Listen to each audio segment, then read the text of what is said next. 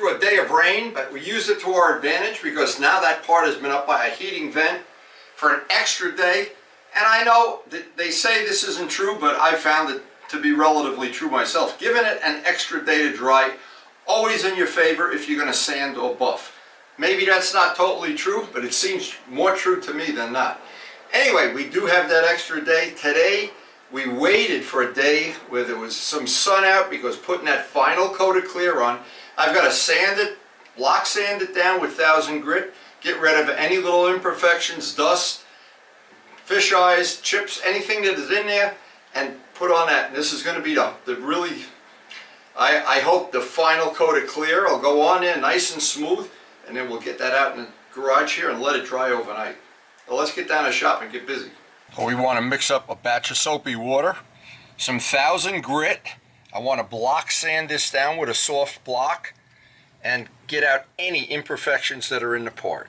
This is the soft block that I prefer to use. This one is well used, and to do all the block sanding or most of it right up to the end with a soft block, to me it's a big help and it saves a lot of work. Using a soft block, I want to make sure the whole part is as flat as I can get it. Anything at the very end that's shiny, if there's any little fish eyes, and I'm sure there are, once you block sand it down, you see anything that's shiny, then I'll sand that with the point of my finger and get that as flat as I can. I also, right now, I can't even feel this. I've sanded over the edge of that, and that's one of the things, of course, I want. And by doing this, if I was to put all the clear on at one time in one shot, and then do this, and then buff it out, yeah. But by doing it in 2 steps, to me, in the end, it's just a lot less work. And no matter how you sand it, if you sand it by hand, I prefer the soft block. For this is basically all flat areas anyway. But I don't want to go through on the edge. The one thing not to do is go through on the edge. I want to get all of the joints where one color blends into the other color as smooth as possible. And this just gets time consuming. And as much as I can do. Now, I wanted to do one of these in real time so you could see how many times this has to be done. This is not a 5-minute job. This is probably, it might even be an hour, who knows? Well, it depends on how many things we got going on here. But let me dry off a spot, and then using a macro lens, and sometimes that comes out real good, sometimes not so good. Let me show what I'm actually trying to accomplish here. And I see we got a couple little shiny little dimples there. We want to get the whole part flat. So this is what I'm working to correct, that little shine. Let me see if I get this on a macro lens. I'm not sure.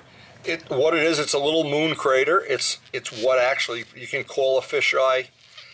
These things come from a lot of things. It could be that you have grease on your hands, a little particle while we're painting outside, things are blowing, and the day we did this, the wind was blowing. Or it could be contamination in the air line of your compressor or your compressor. A million things cause this, and no matter how careful you are, in the end, even professional body shops that are painting custom cars, you wind up with some of that. Now, in some cases, like in the case where Vlad's, the parts we were working on, the whole part was contaminated.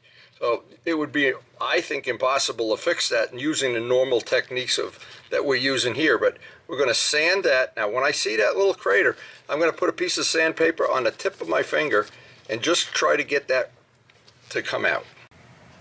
And here's 3 little more. See those little shiny spots? Those are little fish eyes. But to get the whole part to be flat, it just takes time. And it really is time consuming. But it's this step.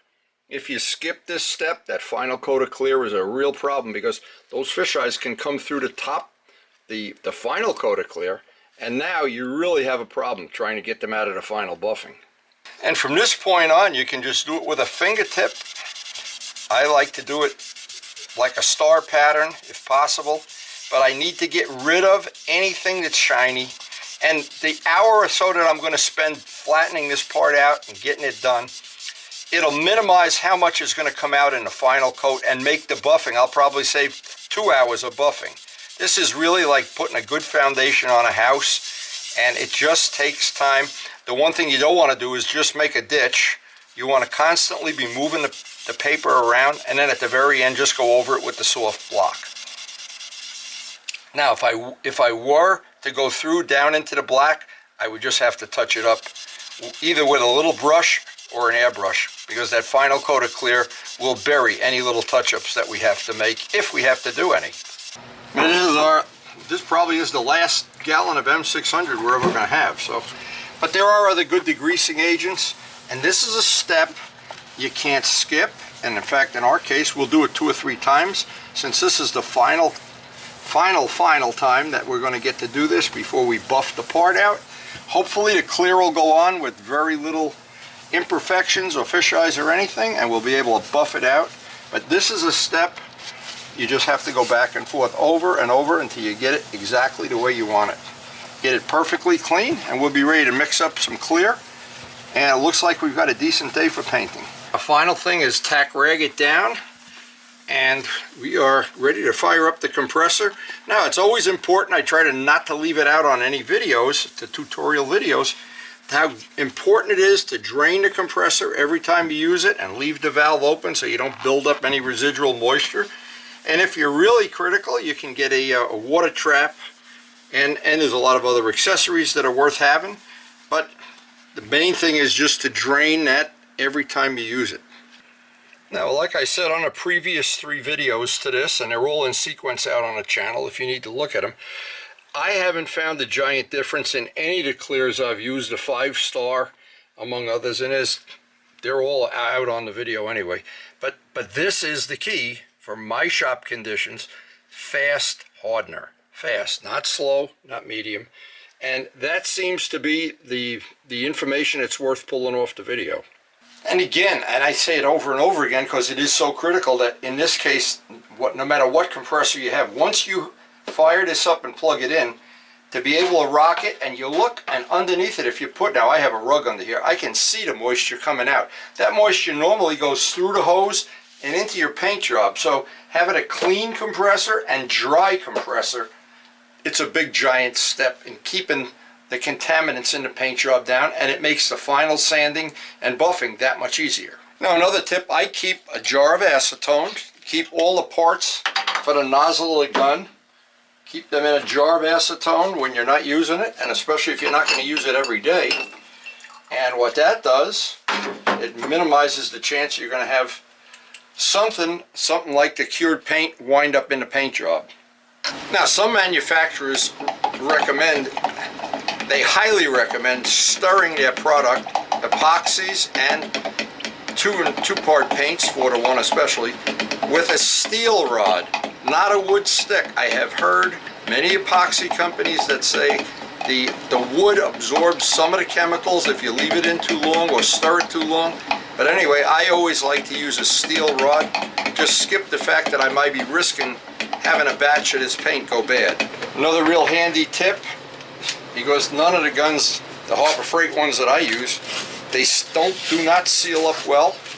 A little bit of tape on that to avoid dripping it on your shoes, or the worst of all worlds, on the part. All right, we're ready to spray. Now, I try to explain to people that are new to painting, and these videos and sharing information is typically geared toward people that are not lifetime painters. I have been painting my whole life and made plenty of mistakes, so I make a really good teacher. And one of the biggest mistakes that I ever remember in the very beginning of this, and I was about, I'm going to guess, 14 years old. I had the late Harold Price showed me how to paint a model airplane with a spray gun, and I went on and I put it on so thick in one coat. I remember he was screaming at me, "Not so thick, not so thick." And that sunk in, and over the years I've developed my own technique, and every body shop guy that I know has his own technique. And I've watched so many videos on YouTube where professionals are painting in a spray booth under controlled conditions with heat lamps to dry the paint and a downdraft or an updraft spray booth. Now, if you have a high dollar setup and all those controlled conditions, yes, it will be easier, and yes, you'll probably spend a lot less time than I do. But what I do everything outside, knowing ahead of time I'm going to buff this part out. So I can be a little more flexible about putting the paint on, and putting it on in 2 distinct days, several thin coats is the best. Now, there's a lot of good things that you can learn from these videos, and I have learned many things from YouTube, and I try to share the information that I've learned, most of it the hard way. But one of the big things, and there's some big things, having a compressor clean is one. Having clean a day like today where the wind isn't blowing too hard, if you're going to spray the final clear, will save you a lot of work in sanding out the part. Painting in thin coats. Now, I leave this in real time. In the past, I haven't left it in real time. A lot of times I'd put it in fast forward because a lot of people asked me, well, how many coats of paint? It looks like, if you look at this and you hadn't ever watched a video before of mine, you would think, wow, he's putting on a ton of paint here. Well, no, I've got this down to where it's putting on very, very little material. I'm spraying at about 25 psi. And it really, in temperature it is now, it's probably right above freezing. And I do almost all my painting in the winter when it's cold. I do it virtually all outside. Now, in between coats, I will take that, give it a good half hour, 45 minutes between coats. Now you can see at this point the wind is really starting to kick up because we're later in the day right now. And usually the air is calmer in the morning and more breezy in the afternoon. And this will pick up more dust than it would if we were able to do the whole thing in the morning. The problem is, of course, we got to work around other things that go on in my life. But we did get 3 nice thin coats, multiple, I would call them airbrush coats for lack of a better word, low pressure. That material laid down like glass. When this was finished, when I look at it and I'm looking for any little spots that just look dry or look like they may become orange peely. When this material lays down, and it, by the way, it is to your advantage to let this dry in a cold garage if it's not below freezing. It's not going to go below freezing, but if it does, I bring it into the house and put it by the cellar heating vent. What happens below freezing, it just takes too long to dry. And I want to have at least, in the case of this, I'd like to have a minimum 1 day or 2 days before I do the 2000 grit and buff it. But that looks like it laid down pretty nice. All that extra work we put into this, now it's paying off. This will be a very easy part to buff out. There's not much dust in the part. We're going to let it sit 2 days up by a heating vent and buff it out. Now, this is the kind of thing where at the end of a day like this, I look at the part and I can see we really are going to have a nicely finished part here.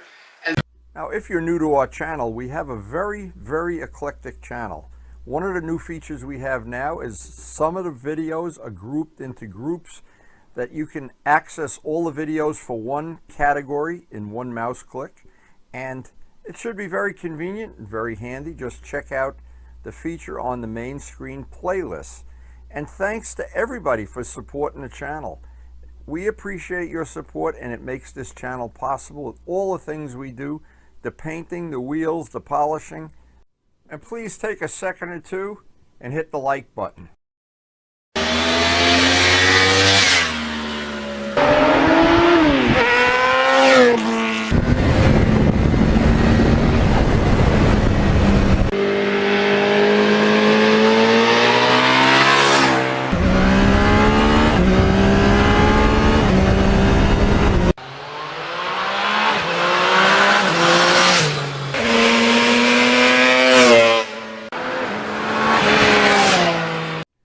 And thanks everyone for watching.